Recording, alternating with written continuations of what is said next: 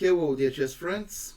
Yesterday started probably the most important tournament of the year, the FIDE Candidates. I'm happy to announce that Modern Chess will provide theoretical coverages of every round of this tournament. So basically the format will be quite simple. Short, relatively short videos featuring the most important tendencies in each round of the tournament. In this way, you will easily get updated and you will easily follow what's going on in your openings of interest. If some of you want to know even more about the openings that have been played during in a certain round, please take a look at the links below the video in the description, because in this way you will see all modern chess opening products that are somehow related to the openings that have been played. So, without wasting too much of a time, we can start our coverage of the first round. And we start with the game Dink Liren against Nepomniachtchi.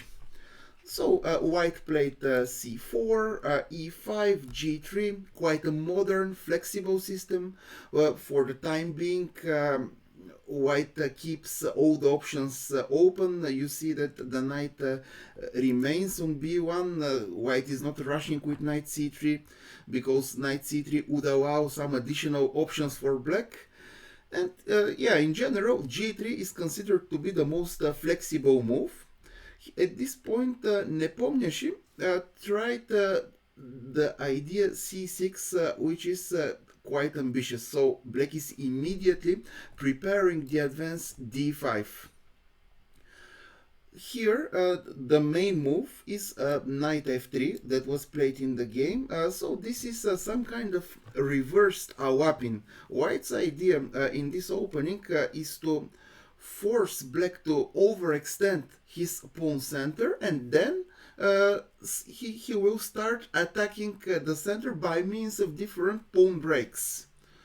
So here e4 is the most common option that was also played in the game, knight d5 and d5. These moves are pretty natural.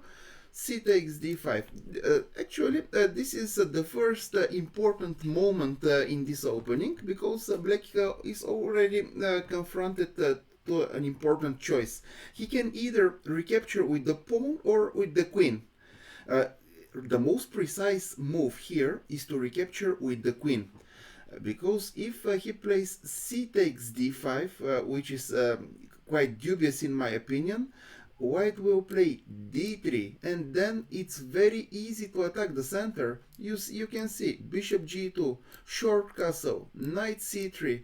At some point for black it will be very difficult to hold the center, and he will be forced to take on d3, and this version of isolated queen's pawn will be quite favorable for white. That's why here, after c takes d5, black should recapture with the queen, and knight c2. Actually, c2 is the best square for the knight in this position. What is the reason? In many variations, the knight can go to e3, blocking the pawn and actually preventing some of black's active actions on the king side.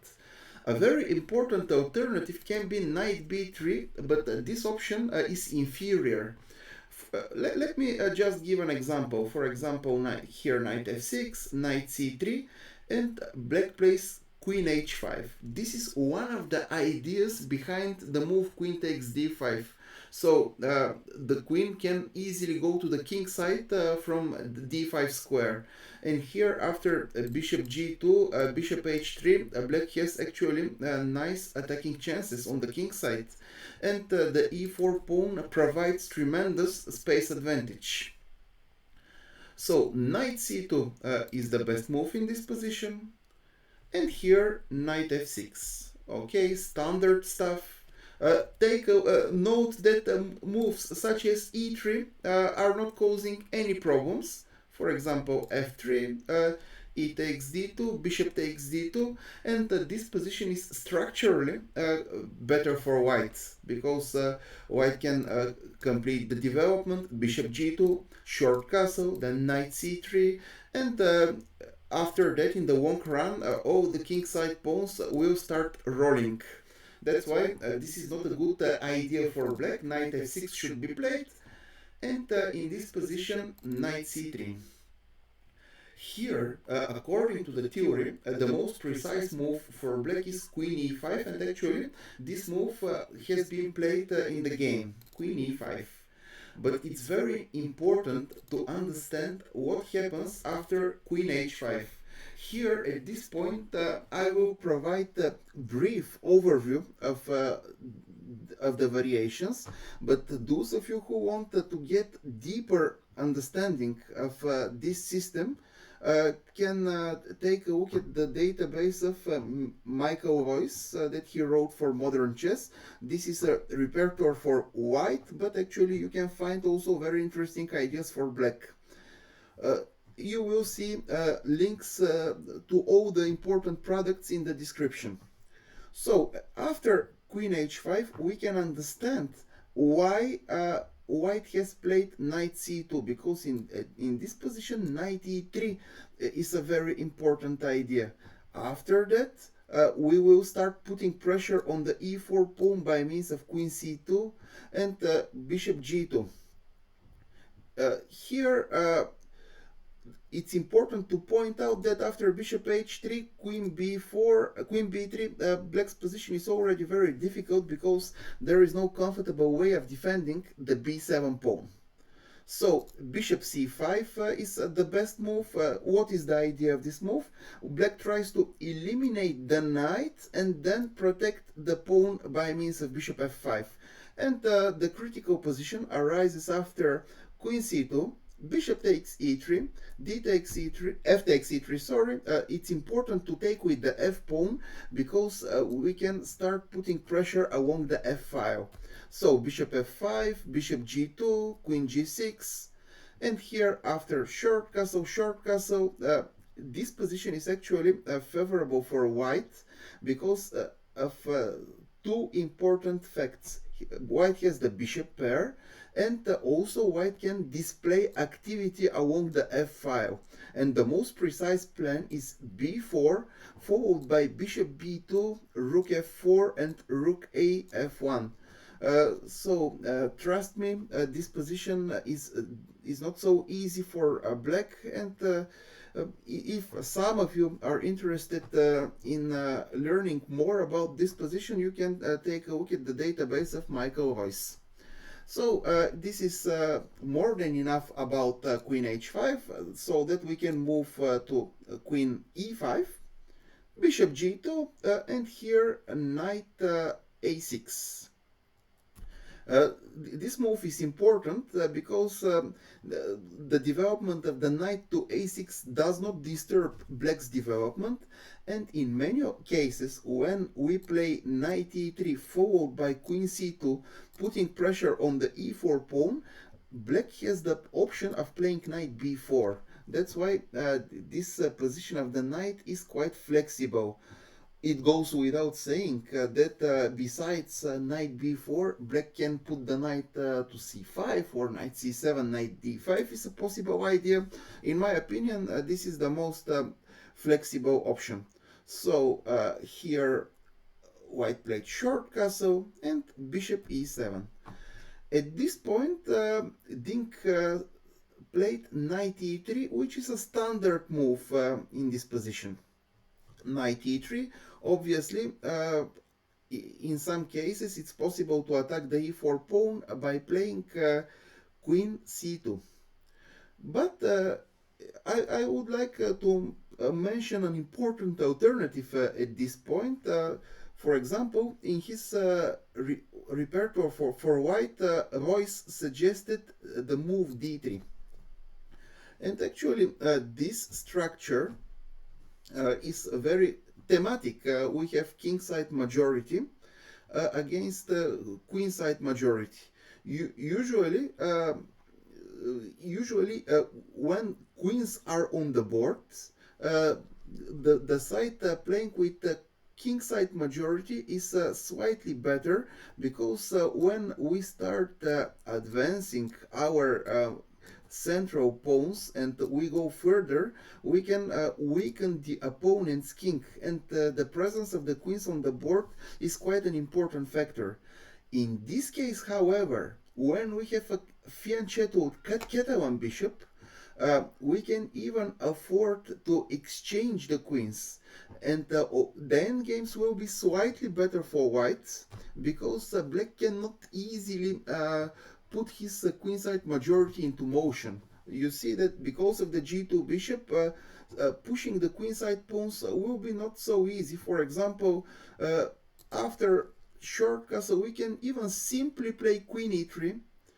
Let's suppose that black just exchanges the queens, and in my opinion, this endgame is very slightly better for white, because in the future we will start pushing our kingside pawns, while for black it's not so easy to do so. Don't forget that in such kind of positions, the control of the d file is very important, because this is the only open file in the position. Okay, let's take a look at the game. Knight e3 was played, short castle, and here actually the move a3 is a novelty.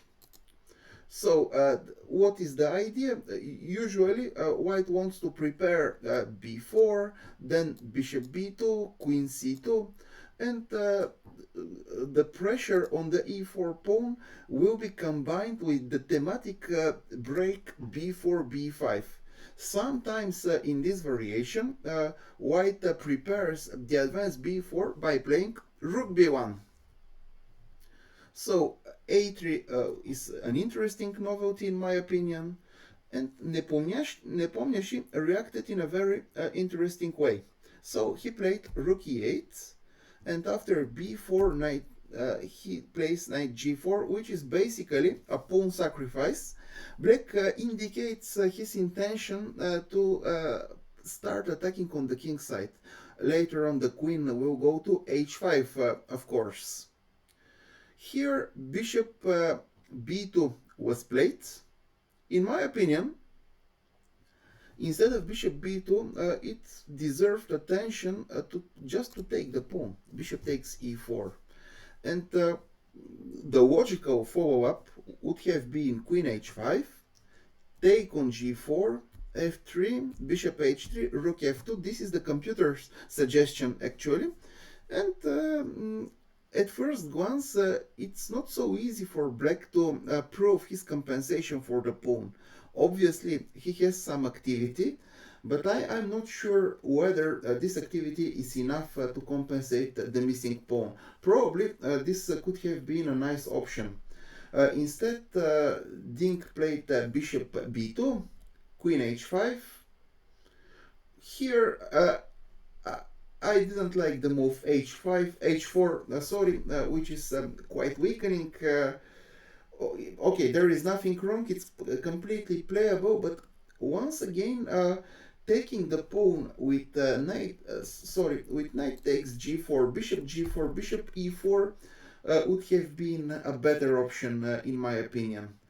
So after h4, bishop f6, queen c2, take on e3, and bishop f5, it's already clear that black managed to solve his opening problems.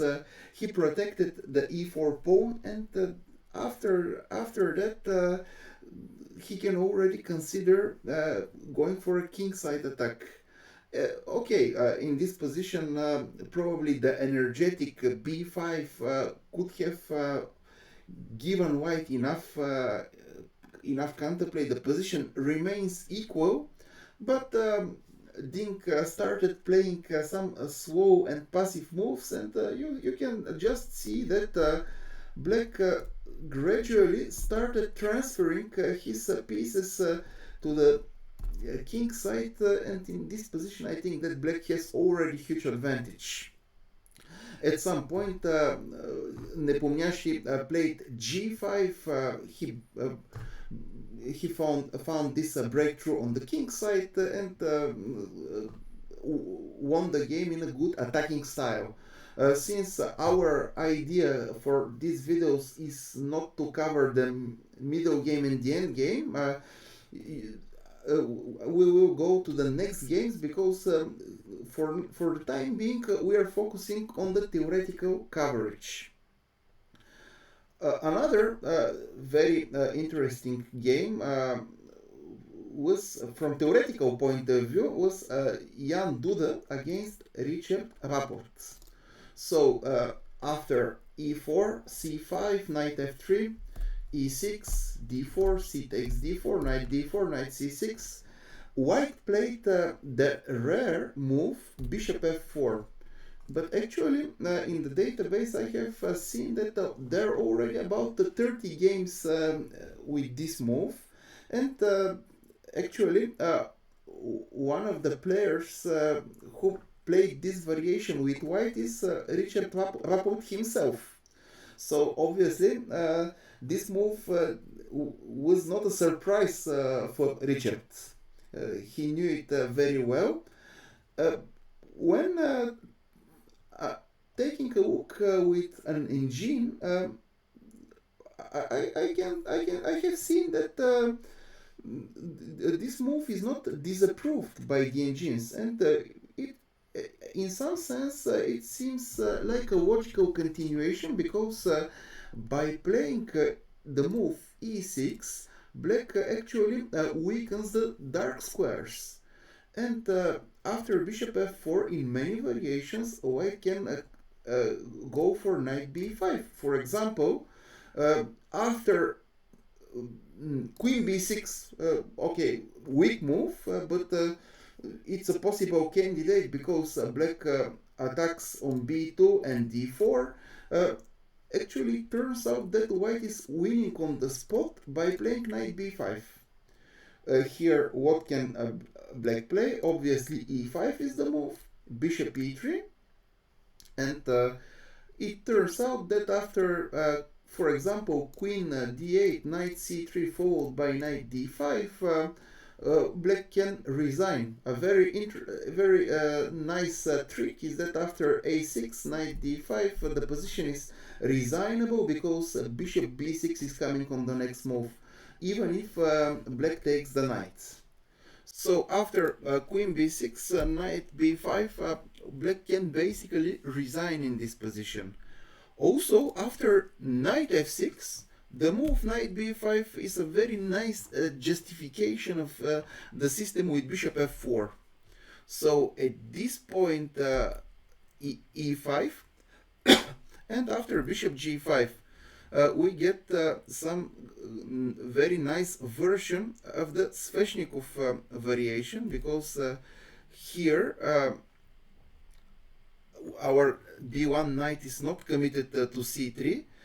We have one extra tempo compared to the Sveshnikov, and in my opinion the best follow-up is take on f6. Black cannot recapture with the queen because of the fork. G takes f6, and here knight d2. You see that we can keep the c3 square for our b5 knight, whereas this knight will go to c4 in order to put pressure on black's position. So in my opinion, and according to the computer as well, white has huge advantage in this position. So here black played d6, which is the most logical move, restricting the scope of the bishop. And actually, white's idea was to go for this structure: knight takes c6, b takes c6. And here, the move bishop d3 is a novelty. Usually, white wants to capture space in the center by means of c4, and actually this is what was done by Radjabov himself. He played c4 in his game against Fabiano Caruana in 2021, St. Louis. The problem is that after rook b1, there is no comfortable way of protecting the b2 pawn.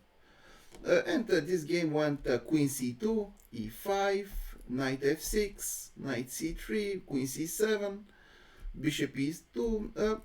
Yeah, this is a typical structure that we can see in the game, but in my opinion, black doesn't have too much of a problem. For example, it's important to play against white's thematic idea, which is b4, b5. White is basically trying to advance his queenside pawn, play b4, b5, just trying to weaken the d5 square.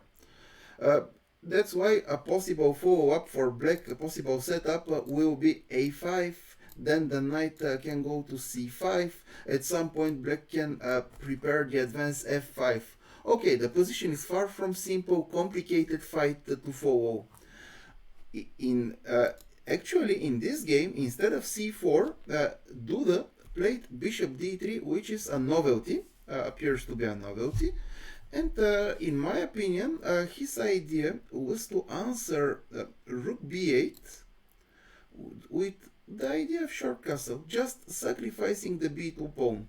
And after rook b2, we see the big difference. Now the knight will go to d2, and you see that since white didn't play c4, now the c4 square will be available for the knight. So knight c4, queen f3, queen g3. In my opinion, white has tremendous initiative for the pawn. Computer says that position is about equal, but black should play very precisely in order to hold such a position. Obviously, black can play knight f6 and go for this structure. In my opinion, c4, short castle, knight c3 will be the normal position. And as I have already pointed out,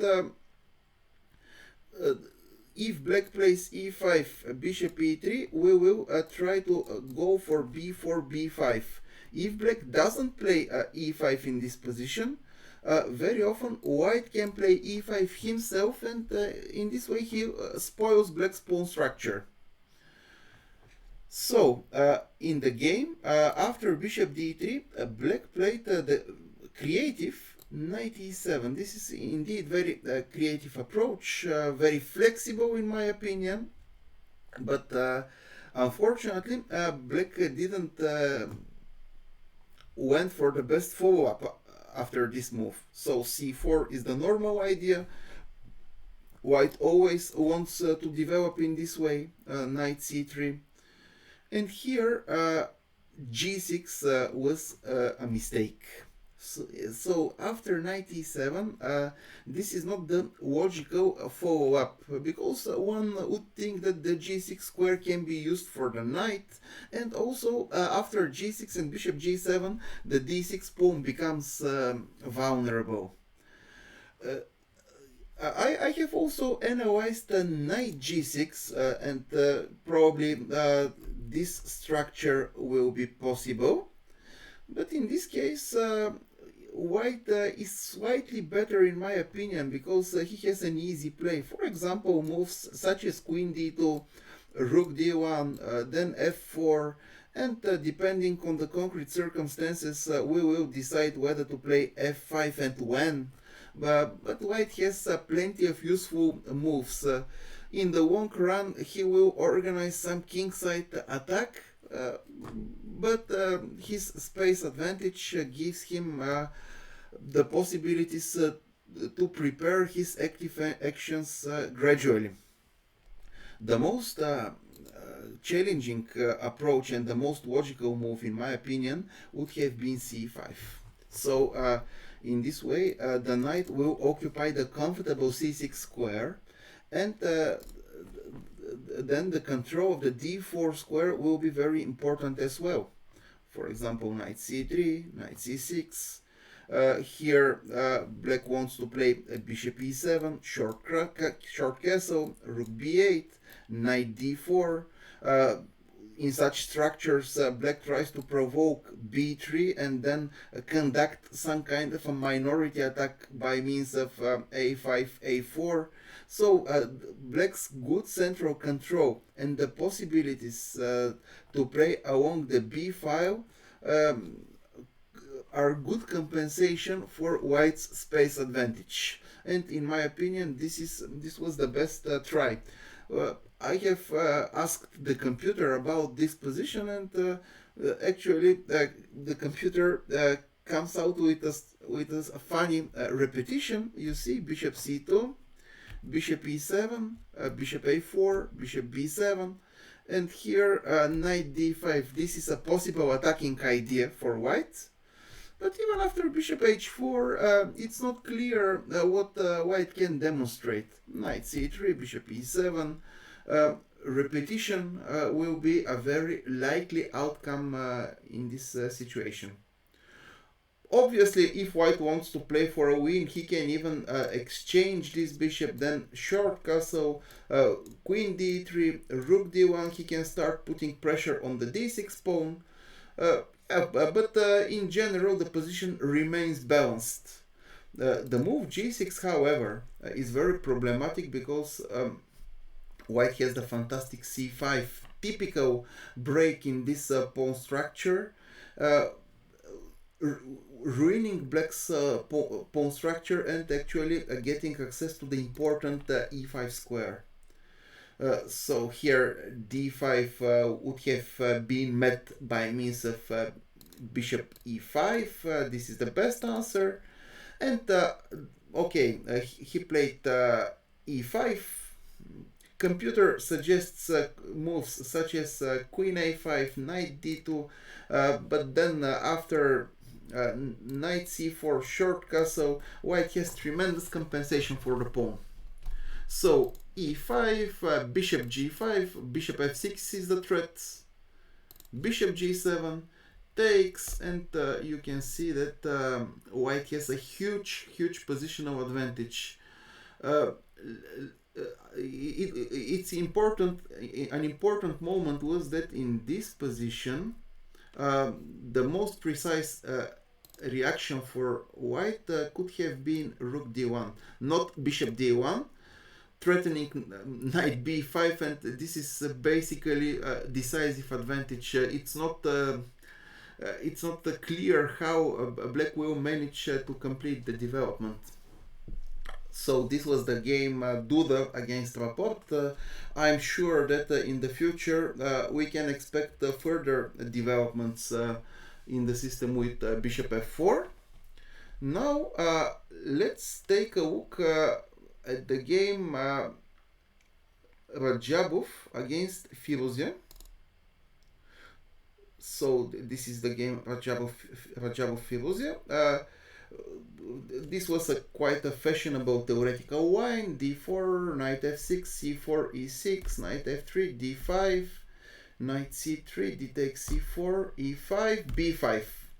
Actually, this concept is very interesting, very fresh. This is usually the choice of uncompromising players who always play for a win with black. The position is usually very imbalanced with chances for both sides. And in my opinion, in this variation, the specific theoretical preparation of the players is very important, because very often the line is getting very concrete. So here knight takes e5 was played in the game, which is the main move. In his database for modern chess, Grandmaster Guyla suggested the idea knight takes b5, knight e4, bishop c4. This is a rare variation, which is by the way very interesting. Those of you who are interested in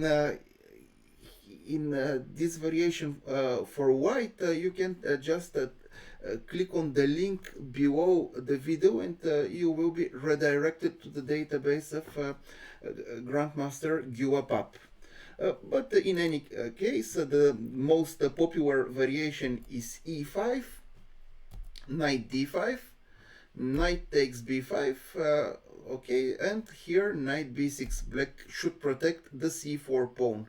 Here many move orders are possible. Sometimes they start with knight c3, bishop e2, bishop e3, but usually most of the move orders are basically leading to the same position. For example, bishop e3, knight c6, bishop e2, bishop e7. These are the most logical moves, and here we see the most important theoretical tabia. And it's important to make some evaluation of this position. Obviously, white has better pawn structure. The c4 pawn is weak. The c7 pawn is a potential weakness, and also the a7 pawn is a weakness. Additionally, white has a space advantage because he has played e5 because of the pawn on e5. On the other hand, black has compensation for all the positional factors that I have just mentioned. The possibility to put pressure along the b file is very important in this variation. Very often, white should reckon with the vulnerability of the b2 pawn. Also, the c4 pawn provides a space advantage on the king side. That's why when we speak that the c4 pawn is weak, the situation is not one-sided. This very pawn provides black with some advantages as well. And what is also very important is the fact that black has access to the d5 square. Potentially, his white squared bishop will be very strong along the diagonal a8, h1, and all these ideas are something that we are going to see in the game. So at this point, Radjabov played a3, just with the idea to take the b4 square under control, because in this variation black's next moves are very easy. He plays bishop b7, then knight b4, queen d7, rook d8, and this b4 knight often goes to d5. In order to prevent the maneuver knight b4, knight d5, Radjabov plays a3, but on the downside, now b3 square becomes a weakness, and black can already consider the idea of knight a5, knight b3. Usually the alternative is b3, but this is not so ambitious approach. For example, after takes, bishop b7 followed by knight b4, black usually solves his opening problems without too much of a hassle. For example, you can see the game Yakubov Maksudlu played in Sharjah 2021. Black had no problems in this position. The b3 pawn is also quite vulnerable. That's why I think that the move played by Radjabov a3 is much more ambitious. Knight a5, as we have already pointed out, black is now heading to the b3 square. Queen c2, logical move. Knight d5, and here rook to d1. Actually, this position was seen in the game Gunina Pichot, played in 2022. It was probably some title Tuesday because it was played on the server of chess.com. It's not so important. This game of Gunina went bishop d7, which is, in my opinion, not the most precise option, because after knight d2, it's not clear how black will defend the c4 pawn.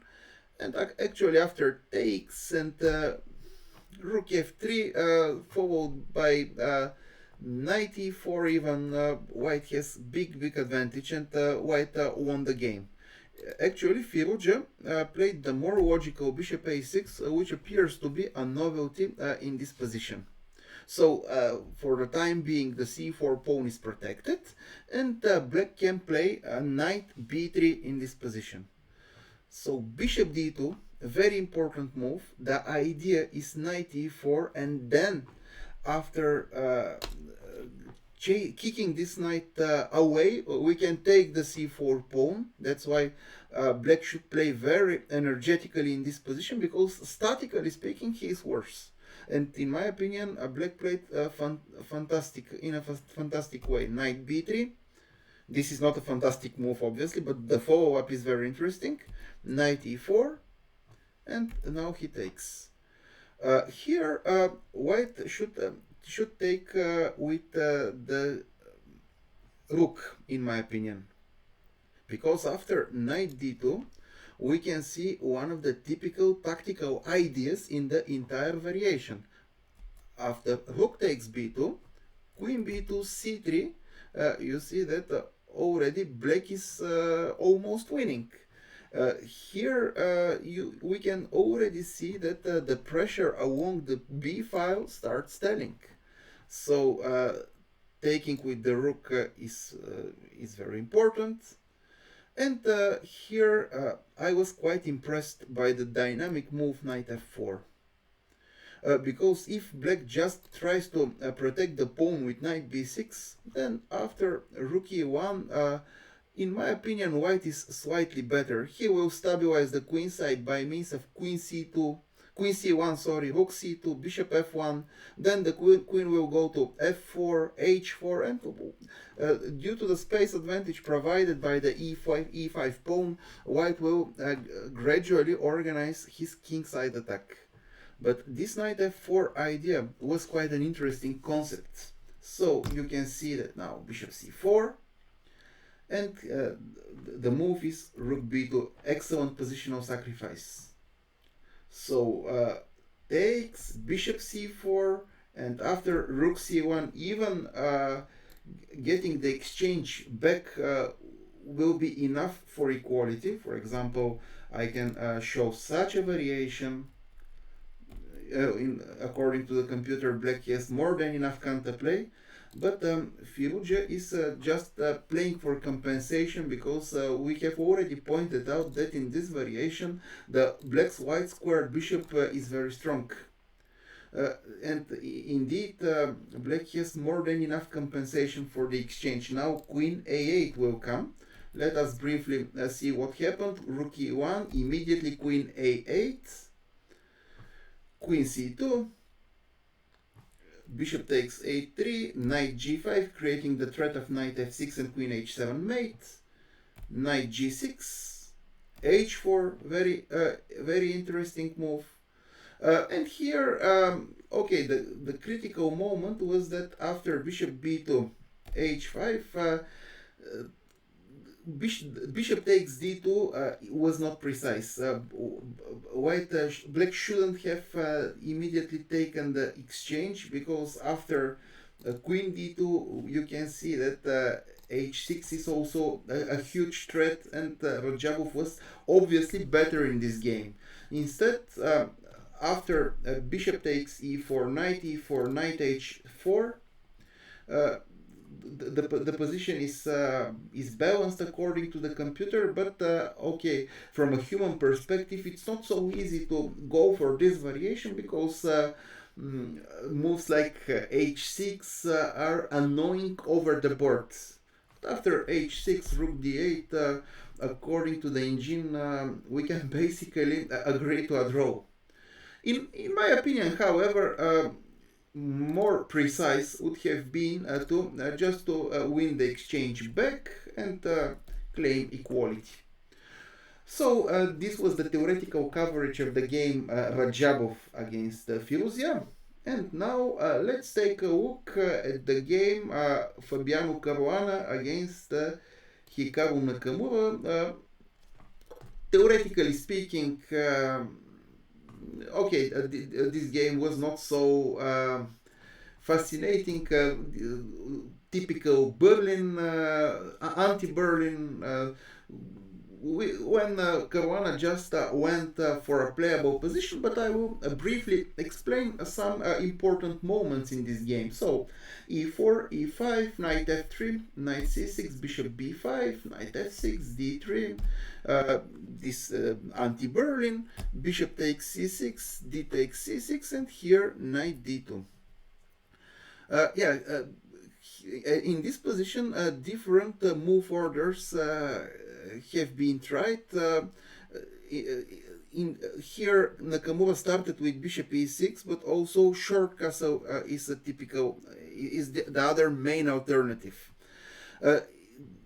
In this variation, knowing concrete theory is not so important, and you should rather focus on understanding the typical ideas of the pawn structure. And in this short coverage, I will give you a brief overview of the ideas in this pawn structure. But if some of you are interested in studying this structure in depth, then I can suggest the database of Grandmaster Aleksander Delchev, in which he makes extensive throughout coverage of exactly this exchange with Lopez pawn structure. He provides a lot of interesting examples featuring all these pawn structures. So Nakamura played bishop e6. What is the idea of this move? For the time being, he wants to stop knight c4. He takes the c4 square under control, and note that the e5 pawn is currently untouchable because of queen d4. And actually black is already winning, so this is the tactical justification. The main alternative is short castle, but in this case we play knight c4, knight d7. Okay, short castle, and what are the plans in this position? The most classical idea that you should know for this pawn structure is to exchange the white squared bishops, the dark squared bishops, for example, via the e3 square, and then we can just start organizing the advance f4. Very often, after exchanging dark squared bishops as well as one pair of knights, we will have slightly better position because the tandem queen and knight will be superior to queen and white squared bishop for black. So this is our idea, to exchange dark squared bishops and play f4. But okay, black is not going to allow this so easily. That's why white often goes for other ideas. Usually, regardless of what you are going to play, you should try to capture space on the queen side. That's why ideas such as a4, a5, if possible b4, are always on the agenda. And additionally, when black's pieces are not so well coordinated, always watch for the idea c3 and d4. Briefly speaking, these are the most important ideas that you should know for white. And what black wants to achieve? Okay, if possible, he wants to improve the position of this knight and take control of the important d4 square. For example, in the ideal world, he will play f6, rook e8, knight f8, knight e6, bishop f8, c5. Let me demonstrate. Let's say that white just plays some random moves. f6. Play again, knight f8. White plays random moves, knight e6, bishop f8. And you see c5, and then black wants to play knight d4, bishop e7, bishop e6, bishop queen d7, and this is the so-called dream position for black. Okay, this is not a realistic scenario, but you should always have it in mind. In this position, currently, after rook e8, the most topical move is a4. First, white tries to win some space on the queen side and provoke a5 actually. In this way, black's structure black's queenside structure is not flexible. Otherwise, if he doesn't play a5, white will keep winning space by means of a5. So this is a good idea. And actually now bishop e3, trying to exchange the dark squared bishops. We are currently following the game Hikaru Nakamura against Dink Liren.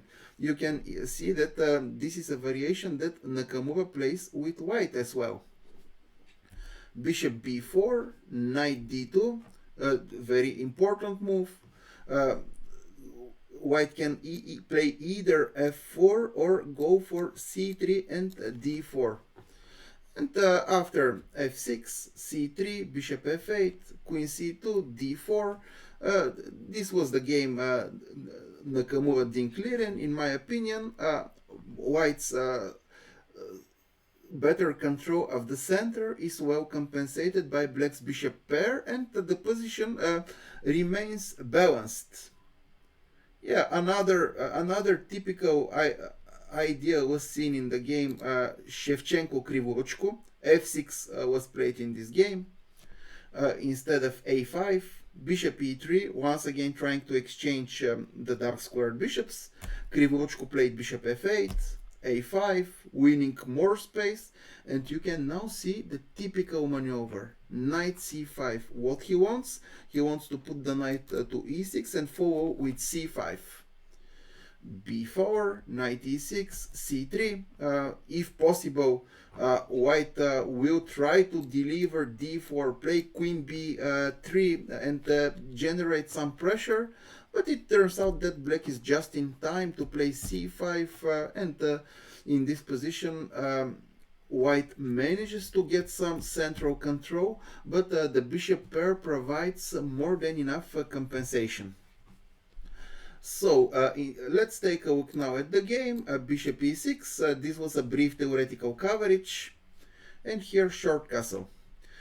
Now actually we have came to an important moment because the e5 pawn is under attack, and black should defend it somehow.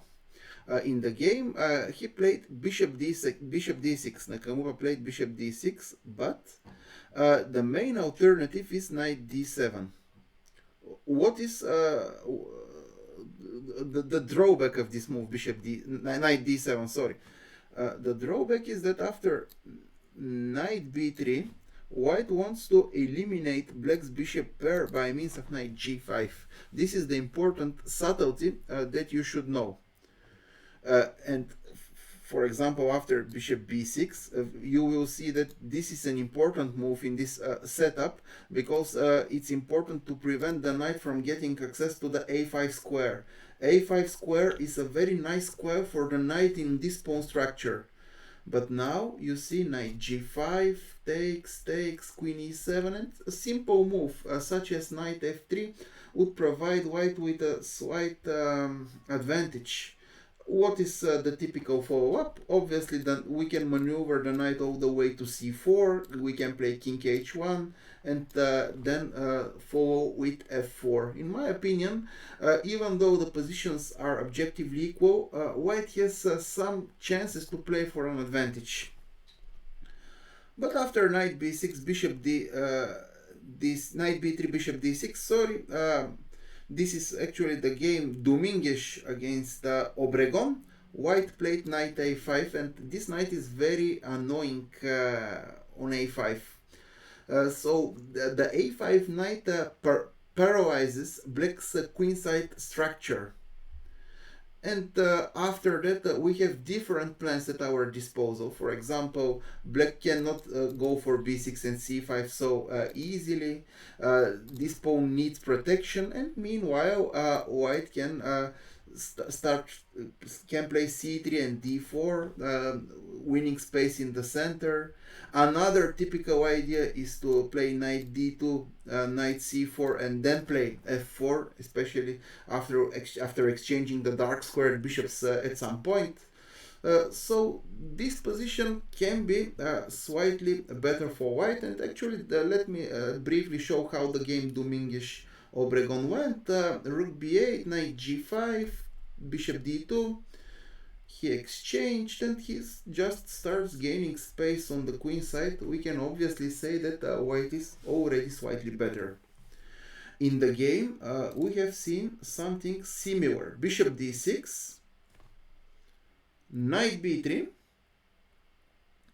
Here in the game, Caruana and Nakamura, another game of Caruana and Nakamura, they played b3, short castle, knight c4, but I want to just to point out that this pawn structure, this structural transformation, is usually nice for black because after a move such as b6, the queen side will be stable, and for white will be very difficult to organize the advance f4. The a4 pawn can be weak in some potential endgames. For example, here Caruana played bishop g5, bishop e7, bishop e3, b6. Here g3 with the idea of playing knight h4, knight f5. But just after bishop e7, it's not clear what is white's constructive plan in this position. That's why he decided to improve on their previous game and played knight b3, queen e7, knight a5. Very important move. So once again, the a5 square is perfect for the knights. And okay, black can go for a long castle, which was his choice in the game, Ragozin against Dominguez.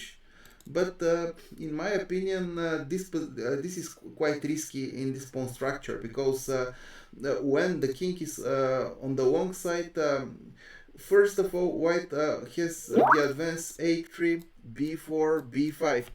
He tries to prepare the advance b5. But also a move such as c3 followed by queen a4 and bishop e3 can be quite annoying. That's why Nakamura played the logical rook b8, which, by the way, appears to be a novelty. And here bishop g5, logical move. White has many options in this position, but Caruana is basically trying to put his bishop to g3 and support the advance d4. So I think that for the time being, Nakamura reacted in a decent way. d4. This is just a playable position with chances for both sides. It's not so theoretically important, but a critical moment probably for the opening arose here, because after knight c4, I think that black didn't have any problems. Probably it could have made some sense to play queen c3 and win this pawn, but after queen g7, knight f3, okay, black should have enough compensation for the pawn, although he should still prove it. Okay, later after intense fight, Nakamura lost the game, but this has nothing to do with the opening. As I have already mentioned, it's important to understand how to handle these pawn structures. Remembering concrete theory is not so important about all these positions. And I can suggest you the wonderful database of Grandmaster Aleksander Delchev. So I hope that you enjoyed the theoretical coverage of the first round. If you have some suggestions on the way we make the coverage, do not hesitate to write them in the chat. We will take everything into consideration. Thank you very much for your attention, and see you for the next videos.